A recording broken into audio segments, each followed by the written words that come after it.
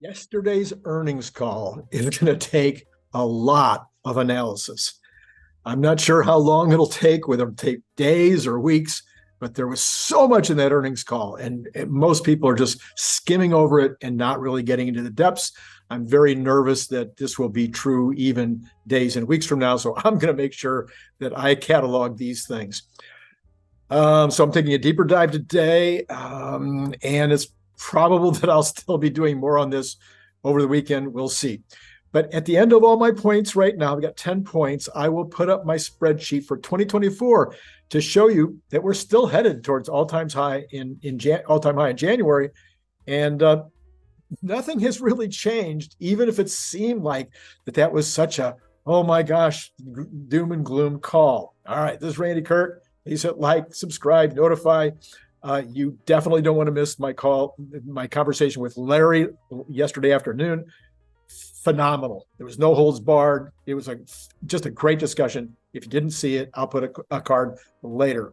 All right, number one, nothing said yesterday changes the long-term prospects of the company other than Elon's statements about the law of large numbers. Nothing else changed anything about his projections on energy, his projections with automobiles, and nothing, everything he was talking about. But he did say, look, there's a law of large numbers. You can't grow at 50% forever, or you will end up at some point consuming all of the atoms in the universe or something like that. Anyway, so that's true. But he didn't say when he will no longer be able to do his 50% per year. He didn't give a date for that. And in fact, he hasn't changed the fact that he says he'll be building 20 million cars in 2030. And you don't quite need 50% a year all the way to 2030 to get there. So you could slow that down, because the law of large numbers will get very large when all of a sudden you're trying to go from 10 million cars to 15 million cars in a single year. That's going to be really, really, I'm not sure anybody's ever done that. So, but it may be possible. You got enough factories, you got enough new product, you got enough demand for robotaxis, et cetera. Maybe. All right. That's number one. Number two, he appeared to create a bit of clarity around the rumor that Generation 3 vehicles will be produced in Texas initially. He says there is room in Texas to do more. Okay. So it sounds to me like that is as close to a done deal as it can be, without him saying specifically, we will build a pilot line or we will build initial production in Texas. I think that's what's going to happen. So take it for what it's worth, but I think that they're not going to let this slow down the development of the Gen 3 vehicle. I think that's coming as fast as it possibly can, even with what he said about the economy.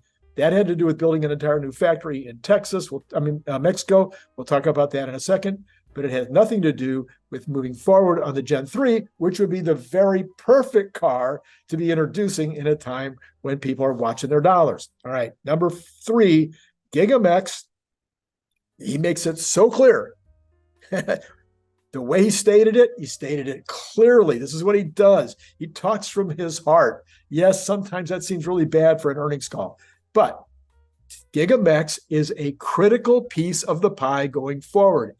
He went to great lengths to talking about believing that this was the right place to do the Generation 3 vehicle, and that there were lots of folks that are working on the plans right now, getting everything lined up. We did hear some information today talking about some of the suppliers who are making their plans and starting their own development of their factories in this Gigamex location. He just says, look, I'm waiting for some sense of where interest rates are going. Now, look, you know as I do, that could take a month. Maybe a month from now, I'll be going, oh, look at that. 10 years have come down to, they're back in the threes. Maybe a month from now, they're in the fives. Maybe 2 months, maybe 3 months. Now they're coming down, they're in the threes.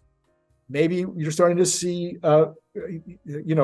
auto interest rates dropping back into the fives. There's going to be a point at which he goes, okay, I can see the future now. I feel more comfortable, and let's go ahead and put the spade in the ground. Now, he may also, and this is what he seemed to be implying, okay, things might stay very high. The Fed says they want it to be higher for longer. So maybe 3 months from now, we're still looking at 4 to 5 or 5.5% Fed rates on the 10-year. He might say, you know what?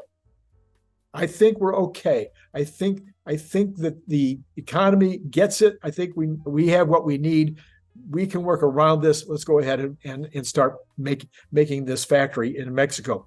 That is, again, what I think he implied. He didn't say, boy, if interest rates stay high for 3 years, I'm never going to build Mexico. I think it's a matter of the timing. He's already waited. It was originally, I think, going to be 3 months ago, and he's already waited 3 months. Waiting another 3 months is not a very big deal in the overall sense of things. Number 4, we now know that the slowdown in the Model Y ramp was intentional. He didn't say that. He didn't say, oh yeah, last year we decided to slow down Model Y. No, but it's obvious now, based on what he said, he slowed down Model Y on purpose, just like I've been saying for months and months. And this will continue into 2024. That he did say, slow ramp of Model Y going into 2024. Now, what does slow ramp mean? We'll talk about that when I get to my chart. He believes that we have not reached, but we're at the point at which the TAM of folks that can afford the current monthly payments, we're there. Okay. Now, does that mean he doesn't think there's more people in the Midwest that might buy the car? Does he think that there's not even more people in California that might buy a Model Y, given these numbers? Of course not. He just thinks that there's really a push now in order to get the kind of numbers. If he was all of a sudden to increase and go all the way to 500,000 units a year in both locations, they might have a problem. So he's going to keep watching the interest rates, and he'll make some decisions. Number 5, these same concerns are very likely affecting the lack of dirt being moved in Reno and Germany. Specifically in Germany, you do not want to lay off workers in Germany. This is a problem with their economy, is that you can't lay people off there, so you can't take as many risks as you can in other economies. This has been true for years and years and years. I've dealt in Germany. That's where I started my entire career, was importing padlocks from Germany. I know the German market as well as, I'm no expert in the German market. All I can tell you is that they don't allow you to take the kind of risks that you could take elsewhere. And so you got to be very clear that if they put on another shift, or they put on another line, or they put on a 4th shift, that they're going to have enough available folks out there to buy these cars. They're not going to do it until he's pretty clear on that. So there's another reason why I believe that this slowdown took place. Number 6, line 2 of the 4680 cell lines is starting. I went back and I made sure I got this word for word. Line 1 is not fully ramped yet. He didn't say that, but what he said was, not what he said, I forget who said it, that they are now beginning production of cells on line 2. This will be the Cybertruck version. And then once they get that up and rolling a little bit, they're going to convert line 1 to the Cybertruck version also. And then lines 3 and 4 will also be started up within the next 3 quarters. So at the end of the first half, this is exactly what Brian White told you the other day. Brian White told you the other day. Or was that Brian Wang? I forget which one. One of them told you that, it was Brian Wang. He said, look, they're going to be fully ramped on those 4 lines in middle of 2024. So that's what we're looking at. We're going to be ramping up almost sometime next year, fully ramped, to the extent that they are already building up, they're already manufacturing, putting in place the next 4 lines, the phase 2. And they're going to begin production on those in late 2024. And that was said with great confidence from the team. This is huge and will probably not be reported anywhere but here. I don't know. I'm going to go listen to a bunch of other folks what they had to say, because I haven't listened to anybody else's stuff yet.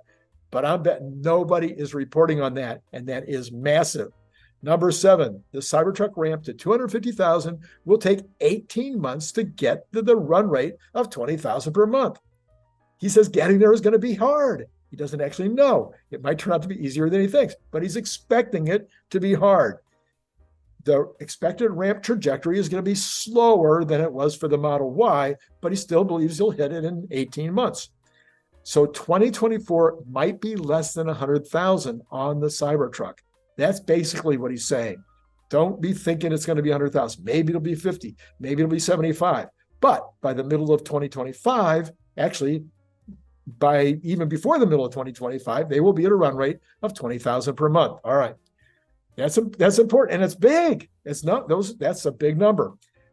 Number 8, there's no date on the Model 3 Plus in the US. He's not going to give us a date. No kidding. Doesn't want to Osborne it.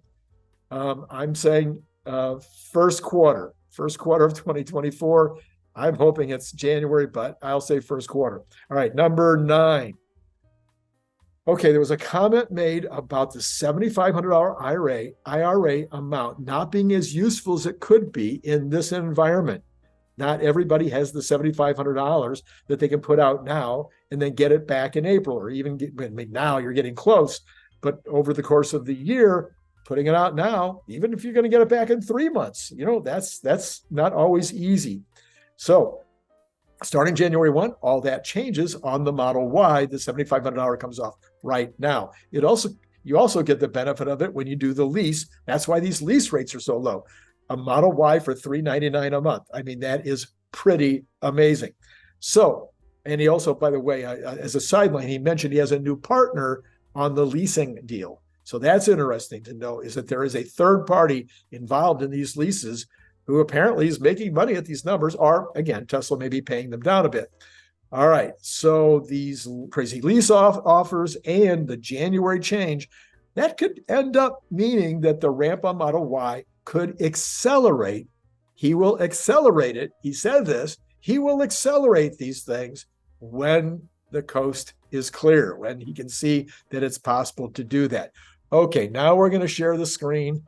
All right, here is the base case for 2024. You'll know I'm not going to go through all the details with you, okay? But if we all think we're going to do $500,000 in 500,000 cars in December, so 530 to 590 to 630 to 720, given even a slow ramp of Model Y, improved numbers in Shanghai from this year to next year, even though there's not going to be any expansion apparently in Shanghai next year. But getting those kind of numbers, that's pretty minimal, and that would get us very close to the 50% per year. It won't get us there. You need about 2.53 to get to the 50% per year, and maybe I'll be off by 10 or 20 or 30,000 here, but I think these numbers are pretty good. I have dropped my average selling cost down to 44,000 for the entire year. I think that's low because as the Cybertrucks start coming in, they're going to be the higher priced versions. As you sell more Model Ys, that's going to raise the ASC. But I'm going to go with this low number just to show you how this year can be next year, even given what we learned today. So that gives us total revenues. I put the margins at 18, 19, 19, and finally 20% at the end of the year. But based on what we just saw, I think this is probably more realistic than what I've been showing you. All right. And so that gives us our total auto gross profit. Then energy. This is like a slam dunk.